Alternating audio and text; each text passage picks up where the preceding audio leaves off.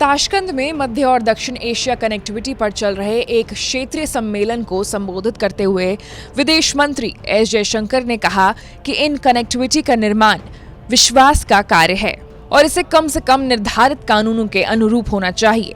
उन्होंने कहा कि संप्रभुता और क्षेत्रीय अखंडता का सम्मान करना अंतर्राष्ट्रीय संबोधनों के सबसे बुनियादी सिद्धांत हैं। कनेक्टिविटी के प्रयास आर्थिक व्यवहार्यता और वित्तीय जिम्मेदारी पर आधारित होने चाहिए और उन्हें कर्ज का बोझ नहीं बनाना चाहिए, जिसे चीन के बेल्ट एंड रोड इनिशिएटिव के परोक्ष संदर्भ के रूप में देखा जाता है। अपने संबोधन में एस जयशंकर ने कहा कि कोई भी गंभीर कनेक्टिविटी पहले कभी भी एक तरफा नहीं हो सकती है और वास्तविक मुद्दे मानसिकता के हैं, विवादों के नहीं, क्योंकि व्यवहार में कनेक्टिविटी को अवरुद्ध करना किसी को कोई लाभ नहीं पहुंचाता। बीआरआई की वैश्विक आलोचना बढ़ रही है क्योंकि चीनी वित्त पोषण के परिणाम स्वरूप कई देशों में कर्ज बढ़ गया है, जहां मेगा पहल के तहत बुनियादी ढांचा परियोजनाएं लागू की जा रही हैं। एस जयशंकर ने कहा कि कनेक्टिविटी के प्रयास आर्थिक व्यवहार्यता और वित्तीय जिम्मेदारी पर आधारित होने चाहिए।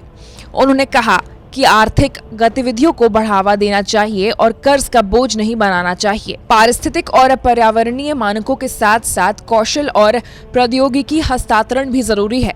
कनेक्टिविटी परामर्श पारदर्शी और भागीदारी पूर्ण होनी चाहिए। आर्थिक विकास सार्वभौमिक रूप से कनेक्टिविटी, कमर्शियल और कनेक्शन द्वारा संचालित होता है।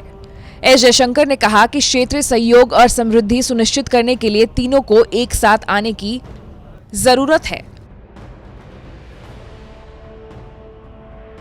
एस जयशंकर ने कहा कि असली मुद्दे मानसिकता के हैं। सिद्धांत रूप में समर्थ का दावा करते हुए व्यवहार में कनेक्टिविटी को अवरोध करने में किसी को लाभ नहीं होता।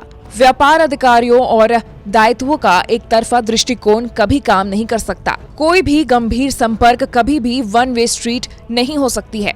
विदेश मंत्री ने ईरान में चाबहार बंदरगाह के संचालन के लिए 2016 में भारत द्वारा उठाए गए व्यवहारिक कदमों का भी उल्लेख किया है।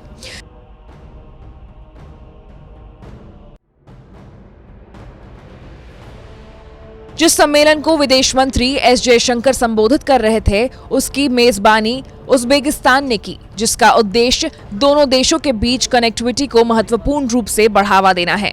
इस सम्मेलन में पाकिस्तान के प्रधानमंत्री इमरान खान, अफगानिस्तान के राष्ट्रपति अशरफ गनी और लगभग 35 देशों के नेताओं ने भाग लिया था। ब्यूरो रिपोर्ट, भारत तक।